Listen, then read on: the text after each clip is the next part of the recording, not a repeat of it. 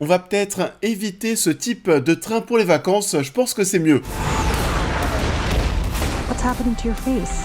Maybe there was a little head trauma? Maybe. I gotta get off this train.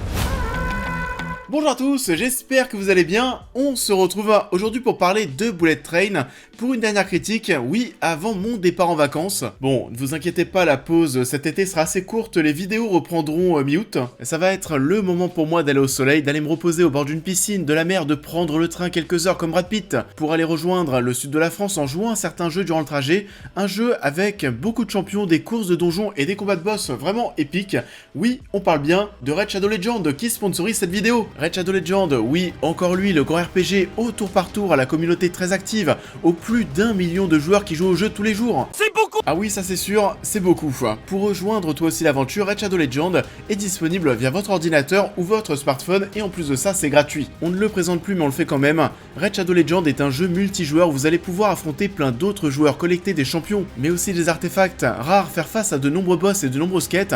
Moi, ce que je préfère, c'est livrer des combats incroyables contre des grosses créatures, comme ce dragon avec son souffle terrible. Il vous faudra de sacrés bons champions pour vous en débarrasser, et il y a une tonne de choses qui se passent dans le jeu ce mois-ci. Des événements spéciaux tous les jours, y compris un tout nouvel événement, l'éclaboussure d'été où tu peux gagner des skins pour l'incroyable Trunda Guilmalet.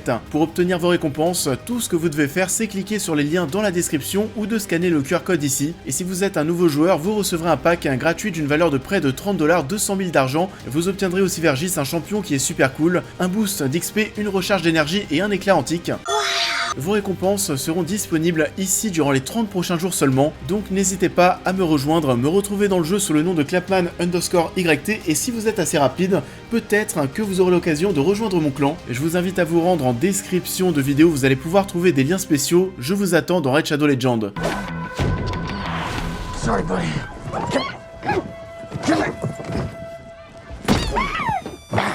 Alors, c'est bon, on se lance pour cette dernière critique de la saison. Donc oui, le film sort la semaine prochaine. J'ai une nouvelle fois la chance d'assister à une belle avant-première au Grand Rex, avec la présence du réalisateur, du cast principal dont Brad Pitt. Oui, c'était une belle soirée. Mais le plus important, ça reste le film. On va du coup partir sur une critique sans spoilers, étant donné que le long métrage sort dans quelques jours. Bullet Train, qu'est-ce que ça raconte? On suit Brad Pitt, qui est un assassin malchanceux qui va se retrouver en mission à bord de ce train. Son but, récupérer une mallette. Mais il va se retrouver face à quelques ennemis qu'il ne connaît pas, ou alors très peu. On est sur un long métrage de David Leitch qui a fait quelques trucs sympathiques quand même. C'est le co-réalisateur du premier John Wick, réalisateur du très bon Atomic Blonde que j'avais adoré. C'est lui aussi qui est derrière Hobbs & Shaw et Deadpool 2. Enfin bon, les films bien action, bien grand spectacle, ça le connaît. Ça sera encore une fois le cas ici. Et ce Bullet Train, qu'est-ce que j'en ai pensé? Et bah ma foi, j'ai passé plutôt un très bon moment. C'est un projet qui est plutôt sympathique, je m'attendais à pas grand chose, à quelque chose de très con, de très lourd, etc. Et en fait, ça va. Alors oui, c'est très con, parfois, par moment, mais on est dans quelque chose de tellement second degré. Du second degré assumé, on ne se prend mais pas du tout au sérieux. Les vannes fonctionnent quand même pas mal la plupart du temps, ça rigolait dans la salle. Non, clairement, on est devant quelque chose de pas mal. De manière peut-être assez étonnante, on va commencer, je pense, dans cette critique par les points négatifs. Il y aura bien sûr les points forts par la suite. J'aimerais, je pense, parler de l'action dans un premier temps, parce que oui, il y a un gros aspect comédie dans Bullet Train, mais on a aussi beaucoup d'action avec notamment apparemment beaucoup de cascades qui ont été vraiment réalisées par Brad Pitt. Ça, c'est cool. Et c'est peut-être le point, vous savez, où j'attendais le plus le long métrage, parce que David Leitch, parce qu'Atomic Blonde, entre autres, Atomic Blonde, ça déchirait à ce niveau-là, c'était percutant, c'était plaisant. On va se souvenir de cette énorme scène d'action en plan séquence.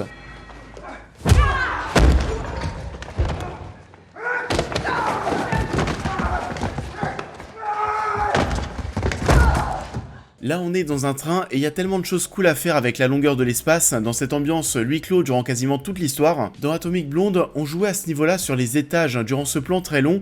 Là, on pouvait jouer sur la longueur des décors. Le fait, par exemple, de passer d'une voiture à une autre sans cut, etc., ça sera pas le cas, malheureusement. C'est pas naze non plus, bien sûr, mais ça manquait peut-être d'un petit quelque chose pour rendre le tout certainement un petit peu plus incroyable. Ça reste très dynamique, j'en attendais peut-être un petit peu plus à ce niveau. Qui dit David Leitch peut aussi vouloir dire grosse séquence full numérique, CGI à fond, avec des choses qui n'ont aucun sens en termes de gravité, en termes de poids, ce sera le cas de nouveau ici. il y a des choses qui sont totalement barrées. On va jouer à fond sur les ralentis, sur les musiques très présentes avec un volume très fort.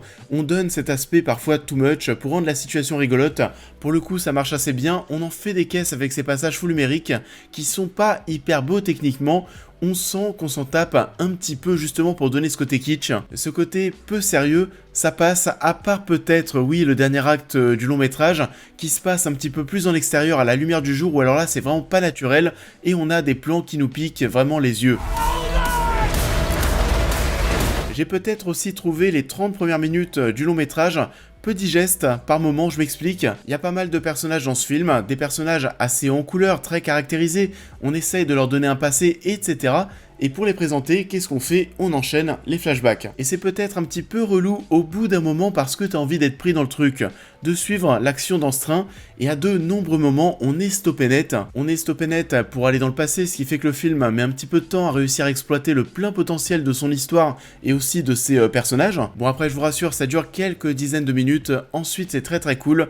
On entre dans ce délire qui se lâche totalement. L'autre grosse part du projet, c'est bien entendu l'humour. Là, c'était assez convaincant. Je pense vraiment que vous allez passer un bon moment devant ce bullet train. Ça dure 2h10, ça méritait peut-être de durer 15-20 minutes en moins, mais on ne s'ennuie pas du tout. On se marre bien, on réussit à nous prendre et à s'investir dans l'histoire. On s'y investit parce que les personnages sont plutôt plaisants à suivre. Il y a aussi, pas mal de surprises. Plus on avance, plus on a des révélations qui vont nous étonner, qui vont nous faire rire, jusqu'à la scène durant les crédits, qui arrive, allez, peut-être 15 secondes après la fin du film. Vous allez tous la voir cette scène durant les crédits, à moins que vous soyez hyper pressé. Si dès que l'écran noir arrive, vous courez jusqu'à la sortie de la salle, là peut-être ce sera pas le cas, pour le reste vous allez la voir. On a donc des rebondissements au niveau du casting aussi. Alors déjà, on est face à une belle brochette d'acteurs. Brad Pitt, pour commencer, s'éclate littéralement, ça fait du bien de le retrouver dans ce genre de rôle où il incarne un mec qui reste compétent mais qui est aussi un petit peu neuneux. Il le fait très bien, il est drôle à suivre dans ce genre de performance.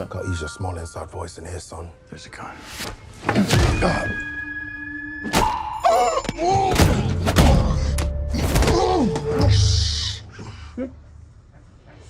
Ce passage dans cette voiture silence était sympa. Il y a aussi une autre vanne qui marche plutôt bien, où disons Brad Pitt va ouvrir une mallette avec un code sans faire exprès. Et j'en dis pas plus pour rester dans du sans spoil, ça se fait au hasard, il fallait pas que ça arrive, ça nous a bien fait rire dans la salle. Brad Pitt est vraiment très drôle. Ses interactions avec le duo Aaron Taylor-Johnson, Brian Tyree Henry fonctionnent aussi. Je pense même que c'est à partir de ce moment où tu commences à les voir tomber tous nez à nez que le film se lance vraiment, parce qu'avant, comme on le disait, on a pas mal de flashbacks et surtout à propos de ce duo, ce qui participe à cette entrée en matière qui est un petit peu lourde. J'ai beaucoup aimé les deux personnages, peut-être un petit peu moins celui de Joking. D'ailleurs, l'actrice, je me demandais si je l'avais déjà vue quelque part, j'avais l'impression que c'était pas forcément le cas, et en fait, je l'ai pas forcément suivi, on va dire, en étant majeur, parce que bien sûr, on l'a tous vu petite, en tant de gosse, dans The Dark Knight Rises, ou le premier Conjuring par exemple, et ça ne s'arrête pas du tout là au niveau du casting, dans des rôles, oui certes, plus petits, mais ils sont quand même là. Hiroyuki Sanada, Michael Shannon, Zazie Beetz qui avait déjà collaboré avec le réalisateur dans Deadpool 2, Sandra Bullock est là aussi, de même pour l'actrice qui joue Kimiko dans The Boys. On parlait d'un côté surprenant tout à l'heure par rapport au scénario, il y a aussi deux autres caméos dans le film qui sont pour le coup là aussi très drôles, c'est vraiment très fun. Cela dit d'ailleurs, David Leitch aime bien ça, on se rappelle que Brad Pitt apparaissait aussi dans Deadpool avec ce caméo. Et puis comme je le disais, on est sur quelque chose de fun à suivre, un vrai bon blockbuster d'été, et je pense que ça va vraiment plaire, je vous le conseille.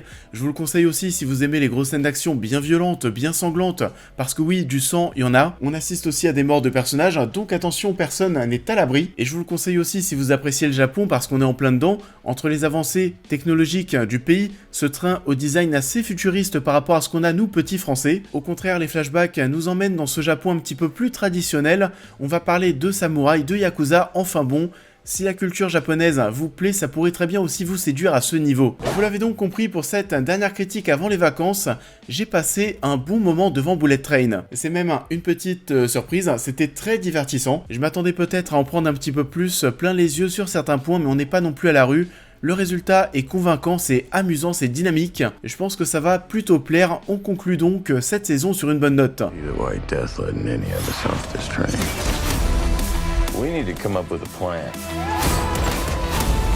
Ça en est tout pour cette critique, j'espère qu'elle vous aura plu comme d'habitude. Je vous invite à la liker, à la partager, à me dire en commentaire ce que vous avez pensé de l'œuvre en question, à me suivre sur l'intégralité de mes réseaux sociaux pour plus de news et réactions à l'actualité, mais aussi à devenir membre soutien si vous souhaitez soutenir mon travail, et on va se retrouver très vite sur la chaîne pour cette prochaine critique.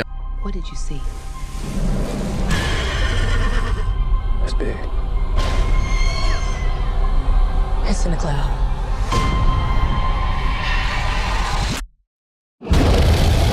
Donc oui, enfin on va pouvoir souffler un petit peu, on va se retrouver dans quelques semaines après les vacances pour parler de Nope, le nouveau Jordan Peele. C'est vrai que j'ai assez hâte de vous en parler, mais en tout cas en attendant, la seule chose qui me tient à cœur, c'est de vous souhaiter à tous de très belles vacances, de vous remercier pour la nouvelle année qu'on vient de passer ensemble, et ça faisait vraiment du bien parce que oui, ça faisait longtemps qu'on n'avait pas eu une année cinéma sans coupure Covid, sans les cinémas qui ferment, etc. etc. C'est du passé et ça fait vraiment du bien. Il y a tellement de trucs qui arrivent pour la fin d'année et encore plus pour l'année 2023 je trouve. Mais en attendant, je vous souhaite à tous de très belles vacances, soufflez bien, une bonne bière, une bonne piscine, une bonne plage, qu'importe, profitez. Je vous dis à très bientôt, à très vite.